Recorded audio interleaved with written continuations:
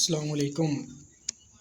How are you all, students? Today is my video about the topic of figures of speech.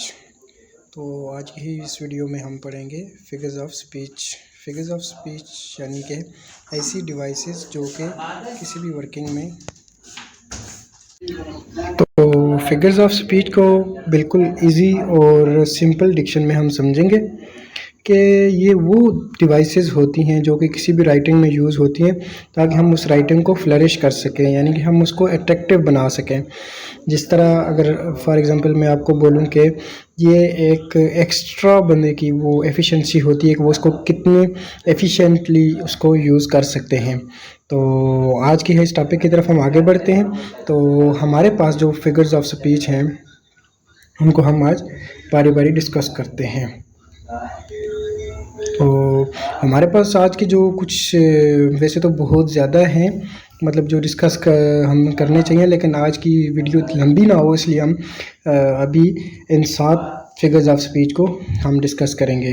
तो पहला जो हमारे पास है simile, second one metaphor, third one alliteration, fourth one assonance and fifth one consonants and personification and deceit. So Simli तो बिल्कुल simple. तो इसको याद करने के मैं आपको सिंपल एक तरीका बताता हूँ जो कि मैंने ख़ुद फॉलो किया है पर्सनली, तो ये मुझे जो लॉन्ग टाइम के लिए याद रहे हैं। तो आपने क्या करना है, सिमली और मेटाफर इन दोनों का आपस में ताल्लुक़ रखना है, ठीक है। मतलब हम इनको तो आप एक दूसरे से रिलेट करेंगे तो हमें ये भूलेंगे नहीं। अक्सर ऐसा होता है कि हम कुछ चीज़ें ऐसी होती हैं वो लॉन्ग टाइम के लिए हम रिमाइंड नहीं कर सकते, तो इसलिए हम उनको रिमेंबर करने के लिए हम उसका किसी न किसी से ताल्लुक़ या कोई एक्स्ट्रा चीज़ हम उसमें ऐड करते हैं ताकि हमें वो याद रहें। तो इसके लिए सिमली और मेटाफर को आपस में हम ताल्लुक़ देंगे, ठीक है। उसके बाद एलिट्रेशन, एजोनेंस और कॉन्सोनेंस, ये तीनों जो है ना, ये तीनों एक दूसरे से कुछ कहीं ना कहीं इनके आपस में तजाद है, ये कुछ ऑपोजिट जा रहे हैं या एक जैसे जा रहे हैं, तो इन तीनों को आपस में हम रिलेट कर सकते हैं। कोई ना कोई रिलेशन इनका आपस में है जो कि हमें याद करने में मदद देता है। उसके बाद आ जाता है पर्सोनिफिकेशन एक अलग चीज़ है बिल्कुल। पर्सोनिफिकेशन की अगर हम बात करें तो पर्सोनिफिकेशन एक अलग बिल्कुल मामला है जिसमें हम किसी भी नॉन लिविंग थिंग को या लिविंग थिंग ही हो, मतलब उसको हम ह्यूमन क्वालिटीज़ दें। ह्यूमन क्वालिटीज़ मतलब इंसानी खुसूसियात हम किसी भी चीज़ को जब देते हैं तो वो क्या कहलाता है, वो पर्सोनिफिकेशन डिवाइस कहलाती है। डिसीट की बात करें तो डिसीट मेटाफिज़िकल पॉइंट्स से रिलेटेड है। डिसीट किससे रिलेटेड है, मेटाफिज़िकल पॉइंट्स, लेकिन यहाँ पे हम इसको मेटाफर से रिलेट करेंगे क्योंकि इसको एक्सटेंडेड मेटाफर भी कहते हैं। इसको क्या कहते हैं, एक्सटेंडेड मेटाफर, ठीक है।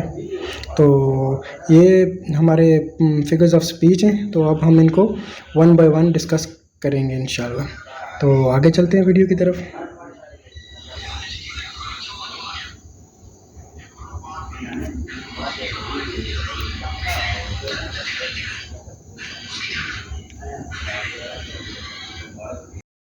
तो स्टूडेंट, हमारा पहला जो आज का फिगर ऑफ स्पीच या लिटरेरी डिवाइस जिसको कहते हैं वो है सिमली।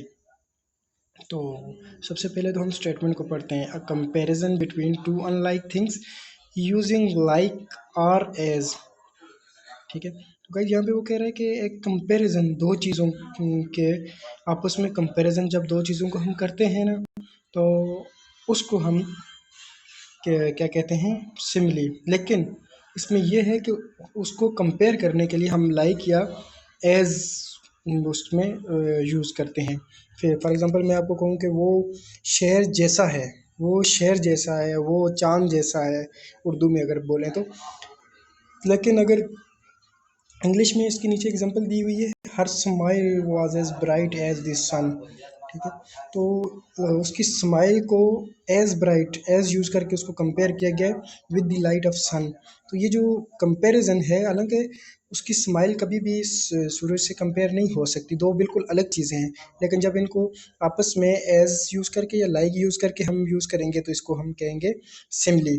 अभी इसकी सेकंड एग्जांपल क्या है, he is as brave as a lion, मतलब वो एक शेर की तरह बहादुर है, तरह की तरह। तो ये डायरेक्ट कंपैरिजन नहीं है, ये लाइक या एज़ यूज़ करके किया गया है। अभी इसकी जो लिटरेचर के स्टूडेंट्स हैं तो उनके लिए मैंने आसानी के लिए बीएस इंग्लिश वाले या एमए इंग्लिश वाले जो उनकी आसानी के लिए मैंने लिटरेचर में से भी एक एग्जांपल डाली है, ठीक है। तो लिटरेचर में अगर हम देख लें तो विलियम वर्ड्सवर्थ जो थे रोमांटिक पोइट थे, तो उन्होंने अपनी एक पोएम लिखी थी द डैफोडिल्स में उन्होंने लिखा उनकी मतलब वो तो बहुत सारी उन्होंने उसमें मेटाफर और सिमिलीज यूज़ की हुई हैं, लेकिन मैं सिमिली की एक एग्जांपल आपको उसमें से इधर मैंने कोट की है, I wander only as a cloud. तो डैफोडिल्स में उसने मतलब कहा as a cloud, as cloud की तरह। तो ये हमारा हो गया सिमिली। सिमिली बिल्कुल इजी है, यानी कि हम कंपेयर करते हैं दो अनलाइक थिंग जो कि एक जैसी ना हो, लेकिन लाइक या एज यूज़ करके हम उसको कंपेयर करते हैं। अच्छा, सेकंड नंबर पे आ गया मेटाफर। मेटाफर को ये इसका ताल्लुक मैंने आपको बताया था कि हम इनको कंपेयर करेंगे आपस में, सिमिली और मेटाफर को आपस में रिलेशन में रखेंगे तो हमारे लिए आसानी होगी याद करने में। मेटाफर क्या है? A direct comparison between two unlike things.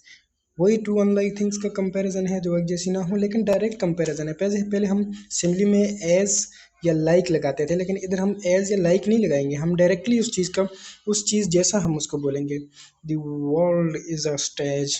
दुनिया एक स्टेज है, यानी कि स्टेज किसको कहते हैं? जहाँ पे ड्रामा पेश किया जाए या कुछ प्ले किया जाए, तो ये मतलब एक स्टेज की तरह उसने कहा है। तो ये उसने डायरेक्ट कंपैरिजन किया, उसने ये नहीं कहा the world is like a stage. अगर लाइक यूज़ करता या एज यूज़ करता तो वो सिमिली हो जाती, लेकिन उसने डायरेक्ट कहा ही इज़ अ लायन, वो एक शेर है। तो वो कहना ये चाह रहा है कि शेर और इंसान कभी भी एक जैसी चीज़ें नहीं है, दोनों अलग अलग हैं, लेकिन उसकी ये कंपैरिजन जो है ये मेटाफर कहलाएगा। अभी इसके में हम लिटरेचर से एग्जांपल लेते हैं, ठीक है, पोएम से लेते हैं for students of literature. So the example poet compares the daffodils with stars shining in the galaxy as like the stars was in daffodils. So I didn't find any exact line from the daffodils, but I concluded here that the lines in which there are many lines in which the Wordsworth use metaphor and similes, but the meaning of these lines, in the lines poets compares the daffodils with stars shining in the galaxy as like the stars। मतलब कि उसने जो daffodils जो फूल होते हैं नरगिस के, जिनकी मैंने पिक्चर सामने लगा दी है, तो उनको उसने स्टार्स के साथ कंपेयर किया कि जिस तरह स्टार्स चमक रहे होते हैं आसमान में, वैसे ही ये फूल भी चमक रहे हैं। अच्छा, तो नेक्स्ट हम चले जाते हैं एलिट्रेशन। एलिट्रेशन भी एक ऐसी लिटरेरी डिवाइस है या फिगर ऑफ स्पीच है, repetition of initial consonant sound in a series of words. तो गाइज रिपीटिशन क्या है? बार बार रिपीट होना, बार बार रिपीट होना of initial consonant. Initial consonants का मतलब जो वर्ड के पहले जो लेटर्स हैं वो कॉन्सोनेंट हो और एक ही वर्ड बार बार अगर रिपीट हो रहा हो तो उसको हम एलिट्रेशन कहते हैं, ठीक है। इसमें भी देखें सेली, सेल्स, सेले, sells, sea shells by the sea shore. तो इसमें हम देखें एस एस एस एस। तो ये एस क्या है? ये वावल तो नहीं है ना, वावल वो होते हैं जो के आ का साउंड दें, तो उसके अलावा जितने भी हैं जो आ का साउंड नहीं देते, अलिफ का साउंड नहीं देते, उर्दू में सिंपल बताऊं तो वो क्या होते हैं? कॉन्सोनेंट्स होते हैं। तो ऐसे कॉन्सोनेंट जो कि एक ही लाइन में हो, एक ही लाइन में कोई कॉन्सोनेंट वर्ड जो कि बार बार स्टार्ट में रिपीट हो रहा हो, तो इस किस्म की जो खसूसियत है, इस किस्म की डिवाइस जो है, इसको हम एलिट्रेशन कहते हैं। एलिट्रेशन जो यूज़ हुई है वो तो एग्जांपल तो इसकी है एक, मैं इसमें लिखना भूल गया, वैसे आपको मैं बता देता हूँ। इसकी एलिट्रेशन की एक एग्जांपल है ode to the west wind, जो पीबी शेले ने लिखी है, उसमें इसकी एग्जांपल पड़ी हुई है, वो इंशाल्लाह मैं डिस्क्रिप्शन में ऐड कर दूंगा। अच्छा, उसके बाद आ जाते हैं assonance. Assonance repetition of vowel sound with in words. तो अभी आपने इस चीज़ को समझना है। एलिट्रेशन क्या था? In the start of repetition of consonant in the startup of the words, ठीक है। लेकिन एजोनेंस क्या है? Repetition of same vowel, vowel sound, यानी कि वावल साउंड की रिपीटिशन है लेकिन वर्ड्स के अंदर है, in the start of words नहीं है, वर्ड्स के अंदर है, एक ही लाइन में जब एक ही वावल बार बार किसी बहुत सारे वर्ड्स में रिपीट हो रहा हो तो उसको हम क्या कहते हैं, एजोनेंस। दी टेक्स्ट में देखते हैं, द रेन इन स्पेन, क्या है यहाँ पे, ए आई फॉल्स, ए दोबारा फिर यूज, ए आई मैनली में फिर ए आई यूज हुआ, ऑन द प्लेन। तो मतलब ए आई जो दोनों वॉवल साउंड हैं ये बार बार रिपीट हो रहे हैं, बार बार रिपीट हो रहे हैं, तो इस खसूसियत को हम क्या कहेंगे, एजोनेंस। ये भी वो हमारे लिटरेचर में बहुत वाइडली यूज़ हुई हैं। तो इनकी एग्जांपल्स मैं कोशिश करूँगा, मुझे डिस्क्रिप्शन में मिली तो मैं इंशाल्लाह ऐड कर दूँगा। बाकी मकसद आपको समझाना है, तो बेसिकली मुझे लगता है बेसिक्स आपको समझ आ जाएंगी इससे। अच्छा, पहले एलिट्रेशन, फिर एजोनेंस, अभी consonance. Repetition of consonant sounds within और at the end of words. अच्छा, अभी ये तीनों बिल्कुल एक दूसरे से रिलेटेड प्रॉपर्टीज़ हैं, डिवाइसेस हैं। तो पहले ये था कि कॉन्सोनेंट्स में, ये उसमें था, लिटरेशन में था कि consonant sound in the start of word आएगा। अभी एजोनेंस में ये था कि जो वो था वावल साउंड था वो सेंटर में आएगा, या सेंटर में या दरमियान में मतलब आएगा वर्ड के। लेकिन कॉन्सोनेंस क्या है, रिपीटिशन ऑफ कॉन्सोनेंट साउंड्स, यानी कि ये उसके ऑपोजिट है इसके, एजोनेंस के ये उसमें ये था कि जो वावल साउंड था, वावल साउंड वो वर्ड के अंदर रिपीट हो रहा था। तो यहाँ पे रिपीटिशन ऑफ किसकी है, यहाँ पे कॉन्सोनेंट साउंड रिपीट हो रहा है वर्ड के अंदर, ठीक है, या शुरू में या बाद में जैसे भी यूज़ हो, मतलब वो पीटर पीटर पेटर स्प्लैश स्प्लैश। तो यहाँ पे पी जो है ना वो कॉन्सोनेंट है और बार बार जो लेटर है वो रिपीट हो रहा है। तो यहाँ पे जो पोइट है उसने, मतलब जो राइटर है उसने कॉन्सोनेंट्स को यूज़ किया है। अभी आ जाते हैं हम पर्सोनिफिकेशन, द मोस्ट इम्पोर्टेंट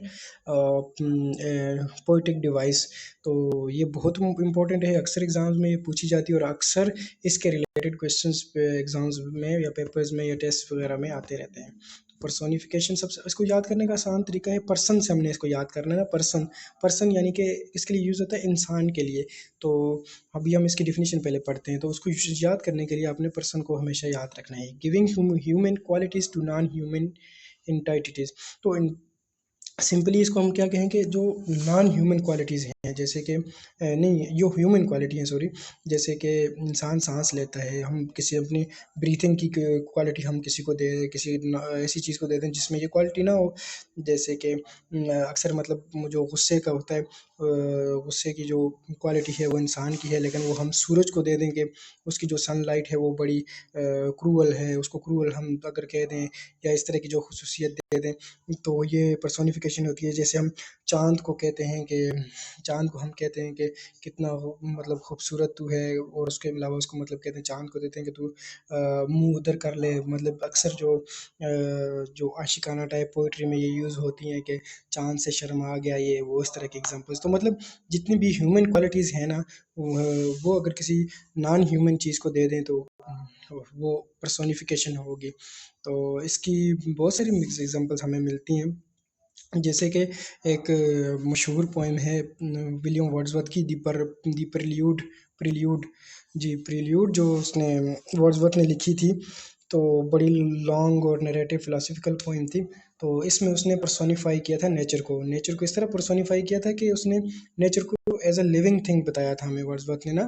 तो उसने कहा था कि ये जो नेचर है ये लिविंग थिंग है, इसका इंसान से रिलेशन है, और ये इंसान को टीच कर, ये टिंटन वे में उसने भी ये कहा था कि ये इंसानों को टीच करती है। टीचिंग काम किसका है, टीचिंग तो इंसान का काम है, ठीक है। ये इंसान को डिलाइट फ्राहम करती है, तो प्रोवाइड करती है फला। तो मतलब उसने प्रिल्यूड में, टिंटन वे में, हर जगह में उसने मैक्सिमम जो वर्ड्सवर्थ है उसने पर्सोनिफाइड किया है इसको, नॉन ह्यूमन नॉन ह्यूमन चीज़ों को ह्यूमन क्वालिटीज़ उसने दी है। तो आखिरी हम फिगर ऑफ स्पीच कौन सा है हम उसको डिस्कस करते हैं, कंसीट। कंसीट स्टूडेंट्स, ये इसका ताल्लुक किससे है, इसका ताल्लुक है मेटाफिज़िक्स से। मेटाफिज़िक्स क्या है, मेटाफिज़िक्स यानी कि जो बियॉन्ड द नेचर, यानी कि नेचर से ऊपर की जो बातें हैं, जो हमारी नेचर जो हमें हमारी क्या होती है, मेटाफिज़िक्स। मेटाफिज़िक्स ने कंसीट को बहुत ज़्यादा यूज़ किया है। कंसीट क्या है, एक्सटेंडेड मेटाफर अभी इसको कहते हैं, एक्सटेंडेड मेटाफर कहते हैं। अभी हम इसको डेफिनेशन पढ़ते हैं। Figure of speech in which two mostly different things links together with the help of simile और मेटाफर। अभी पहले सिमिली में क्या था, दो डिफरेंट थिंग्स थी, मेटाफर में भी था, दो डिफरेंट थिंग्स थी, उनको आपस में कंपेयर किया था। लेकिन यहाँ पे दो टोटली डिफरेंट, वहाँ पे ये था कि कुछ ना कुछ तो मतलब इंसान मान सकता है कि चलो मेटाफर और सिमिली मतलब एक दूसरे से कंपेयर किया तो क्वालिटी कंपेयर की है, कुछ भी है। लेकिन यहाँ पे तो ऐसी चीज़ों को कंसीट में कंपेयर किया जाता है जिनका आपस में कोई ताल्लुक हो ही नहीं सकता, ठीक है। और इसमें दोनों यूज़ हो सकती है, मेटाफर एज या लाइक भी यूज़ हो सकता है, या डायरेक्ट भी उसको कंपेयर कर सकते हैं, ठीक है। इसके लिए सबसे बेहतरीन जो एग्जांपल है हमारे लिटरेचर में, a valediction forbidding mourning mourning by John Donne एक मेटाफिजिकल पोएट था, बहुत मशहूर पोएट है, वैसे इसके भी एमसीक्यूज आ सकता है। तो सबसे ज़्यादा जो वर्क मेटाफिजिक्स में किया है वो उसने जॉन डन ने किया है। तो जॉन डन ने अपनी इस पोएम में क्या किया है, two lovers compare to the two legs of compass. तो वो उसने ये जो पूरी पोएम है इसमें उसने कंसीट यूज़ की है, यानी कि एक्सटेंडेड मेटाफर यूज़ किया है। और उसने खुद को और अपनी लवर को, जो दो टू लेग्स हैं उसकी कंपस की, उनसे उसने कंपेयर किया है। और उस पोएम में वो कहता है कि जो उनका आपस में जॉइंट है, पीछे जो जिनको जोड़ा हुआ है वो उनकी मोहब्बत है, वो जो सेंटर है जिसने इन दोनों को जोड़ा हुआ है। हालांकि जो उस खुद को उसने उस एंड से खुद को उसने इस एंड से कंपेयर किया जो कि दूर होता है, जुदा होता है। यानी कि कंपास को हम खोलते हैं ना जब ऐसे सर्कल लगाने के लिए, तो उसमें से जो जुदा होता है उसको मेल से और दूसरे को फीमेल से, यानी कि अपनी लवर से, और ख़ुद को मेल वाले उससे कंपेयर किया है। तो इसमें उसने क्या यूज़ की है, कंसीट यूज़ की है। तो कंसीट की बेस्ट एग्जांपल इस तरह आप यूज़ कर सकते हैं। अगर डेली लाइफ में हम इसको देखें तो हम अगर इसको इस्तेमाल करें तो डेली लाइफ में बिल्कुल ही अलग दो चीज़ों को हम अगर ऐसे कंपेयर करते हैं, जैसे कि जो वो अक्सर कहते हैं कि तुम्हारी नाक तो बिल्कुल वो है, पकौड़ा है, तुम्हारे बाल तो वो हैं, तुम्हारे बाल तो बिल्कुल घास की तरह हैं। तो मतलब ये बिल्कुल दो अनलाइक थिंग्स हैं, फिर भी इनमें कुछ ना कुछ मतलब आपस में थोड़ा बहुत ताल्लुक है, लेकिन बिल्कुल ही अलग चीज़ें, बिल्कुल ही अलग। इसी की एक और वो थी, पोएम थी, जॉन डन की एक और पोएम थी जिसमें उसने फ्ली जो था, एक फ्ली मतलब कोई भी मच्छर का एग्जांपल ले लें, जो फ्ली हो मतलब उसमें उसने अपना मैरिज बॉन्ड उसने वो किया था कि वो उसकी बॉडी से भी खून सक करता है और मेरी बॉडी से भी खून सक करता है। तो हमारा जो मैरिज बॉन्ड है उसकी बॉडी में ही हमारा मैरिज बॉन्ड हो जाता है, तो हमारी एक दूसरे के साथ मतलब मैरिज हो गई। तो ये कह लें कि जो बिलीव करने की ना चीज़ें हों उनसे भी वो मतलब कंपेयर करते हैं, तो उस तरह की चीज़ को हम डिवाइस को कंसीड कहते हैं। तो ये थी हमारी आज की वीडियो गाइस। तो काइंडली अगर आपको वीडियो पसंद आए और मेरा पढ़ाने का स्टाइल अच्छा लगे तो लाइक और सब्सक्राइब कर दें। मेरी कोशिश होगी कि मैं इससे बेहतर तरीके से आपको समझा सकूँ। अल्लाह हाफिज़।